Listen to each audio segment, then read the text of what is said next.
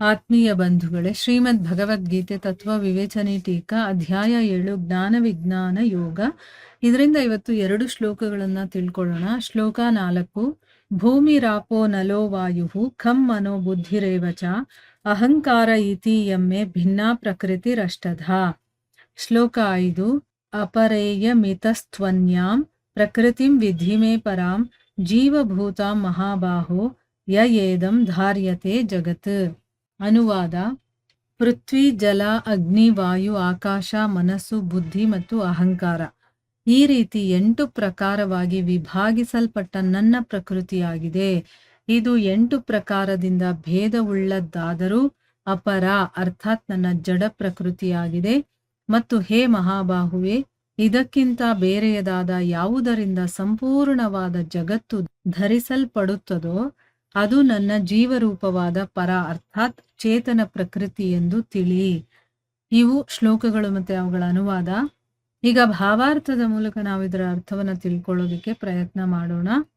ಇಲ್ಲಿವರೆಗೆ ಭಗವಂತ ತನ್ನ ಸಮಗ್ರ ಸ್ವರೂಪದ ಜ್ಞಾನ ವಿಜ್ಞಾನ ಹೇಳುವಂತ ಪ್ರತಿಜ್ಞೆಯನ್ನ ಅಂದ್ರೆ ಜ್ಞಾನ ವಿಜ್ಞಾನವನ್ನ ಹೇಳ್ತೀನಿ ಅಂತ ಅದರ ಪ್ರತಿಜ್ಞೆ ಮಾಡ್ದ, ಮತ್ತೆ ಪ್ರಶಂಸೆ ಕೂಡ ಮಾಡ್ದ.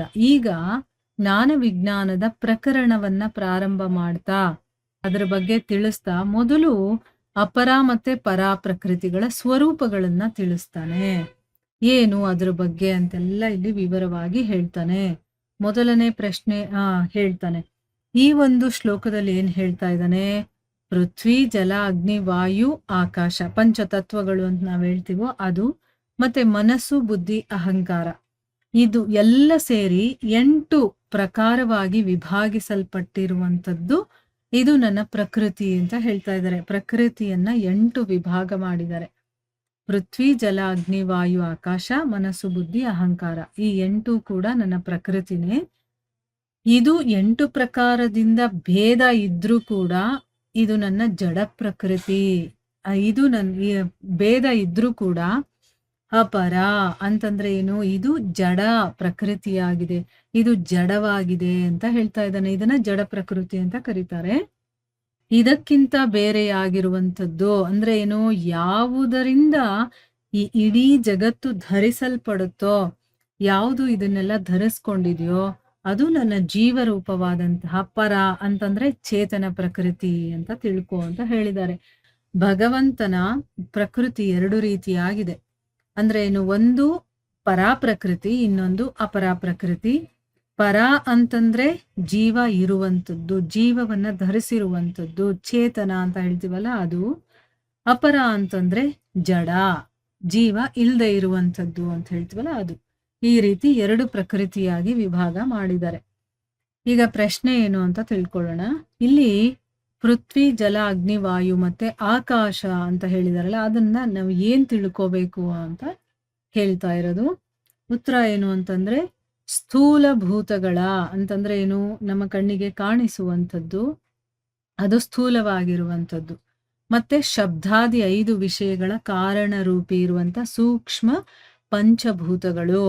ಶಬ್ದಾದಿ 5 ವಿಷಯಗಳು ಅಂದ್ರೆ, ಶಬ್ದ ಅಂದ್ರೆ ಕಿವಿಯಿಂದ ಕೇಳಿಸ್ಕೊಳ್ತೀವಲ್ವಾ ಅದು, ಮೂಗಿನಿಂದ ಮೂಗು ವಾಸನೆ ನೋಡ್ತೀವಲ್ವಾ ಅದು ವಾಸನೆ, ಸ್ಪರ್ಶದಿಂದ ನಮಗೆ ಗೊತ್ತಾಗತ್ತ ಅನುಭವ ಆಗುತ್ತಲ್ವಾ ಅದು, ಮತ್ತೆ ನಾಲಿಗೆಯಿಂದ ರುಚಿ ನೋಡ್ತೀವಿ, ಕಣ್ಣಿನಿಂದ ದೃಶ್ಯವನ್ನ ನೋಡ್ತೀವಿ. ಇದು ಶಬ್ದಾದಿ 5 ವಿಷಯಗಳು. ಇದರಿಂದ ಸೂಕ್ಷ್ಮ ಪಂಚಭೂತಗಳು, ಸ್ಥೂಲ ಭೂತಗಳಿದೆ ಮತ್ತೆ ಸೂಕ್ಷ್ಮ ಪಂಚಭೂತಗಳಿದೆ, 5 ವಿಷಯ ಇಂದ್ರಿಯಗಳಿದೆ. ಇದನ್ನ ಸಾಂಖ್ಯ ಮತ್ತೆ ಯೋಗಶಾಸ್ತ್ರದಲ್ಲಿ ಪಂಚತನ್ಮಾತ್ರಗಳು ಅಂತ ಹೇಳಿದಾರಲ್ಲ, ಆ 5 ಇಲ್ಲಿ ಪೃಥ್ವಿ, ಜಲ, ಅಗ್ನಿ, ವಾಯು, ಆಕಾಶ ಅಂತ ಹೇಳಿ ಇಲ್ಲಿ ವರ್ಣನೆ ಮಾಡಿದ್ದಾರೆ ಅಂತ ಅಂದ್ಬಿಟ್ಟು ಹೇಳ್ತಾ ಇದ್ದಾರೆ. ಮುಂದಿನ ಪ್ರಶ್ನೆ ಏನು ಅಂತಂದ್ರೆ, ಇಲ್ಲಿ ಮನಸ್ಸು, ಬುದ್ಧಿ ಮತ್ತೆ ಅಹಂಕಾರದಿಂದ ಏನನ್ನ ತಿಳ್ಕೊಬೇಕು ನಾವು ಅಂತ ಕೇಳ್ತಾ ಇದ್ದಾರೆ. ಉತ್ತರ ಏನು ಅಂತಂದ್ರೆ, ಮನಸ್ಸು, ಬುದ್ಧಿ, ಅಹಂಕಾರ 3 ಕೂಡ ಅಂತಃಕರಣದ ಭೇದಗಳಾಗಿದೆ. ಇದರಿಂದ ನಾವು ಸಮಷ್ಟಿ ಅಂತಃಕರಣವನ್ನ ತಿಳ್ಕೋಬೇಕು. ಅಂದ್ರೆ ಇಲ್ಲಿ ಸಮಷ್ಟಿ ಅಂತಃಕರಣದ ಬಗ್ಗೆ ಹೇಳ್ತಾ ಇರೋದು, ಅದನ್ನ ತಿಳ್ಕೋಬೇಕು. ಈಗ ಮನಸ್ಸು, ಬುದ್ಧಿ, ಅಹಂಕಾರ ಅನ್ನೋದು ಅಂತಃಕರಣದ ಭೇದಗಳು ಅಲ್ವಾ. ಅಂತಃಕರಣ ನಾವು ಒಳಗಡೆ ಅದನ್ನ ಫೀಲ್ ಮಾಡುವಂಥದ್ದು, ಒಳಗಡೆ ಇದೆ ಅಂತ ಹೇಳ್ತೀವಿ, ಎಲ್ಲಿದೆ ಅಂತ ಗೊತ್ತಿಲ್ಲ ನಮ್ಗೆ. ಬುದ್ಧಿ ಅಂದ್ರೆ ತಲೆ ಹತ್ರ ಹೋಗುತ್ತೆ ನಮ್ಮ ನಾವು ತಲೆನ ತೋರಿಸ್ಕೊಳ್ತೀವಿ ಬುದ್ಧಿ ಇಲ್ಲಿದೆ ಅಂತ. ಅಹಂಕಾರ ಮನಸ್ಸು ಹೃದಯದ ಕಡೆಗೆ ನಾವು ತೋರಿಸ್ತೀವಿ. ಒಟ್ನಲ್ಲಿ ಇದನ್ನ ಅಂತಃಕರಣಗಳು ಅಂತ ಹೇಳ್ತಾರೆ. ಅದರಿಂದ ನಾವ್ ಏನ್ ಅರ್ಥ ಮಾಡ್ಕೋಬೇಕು, ಸಮಷ್ಟಿ ಅಂತಃಕರಣ ಅಂತ ತಿಳ್ಕೊಬೇಕಿಲ್ಲಿ ಅಂತ.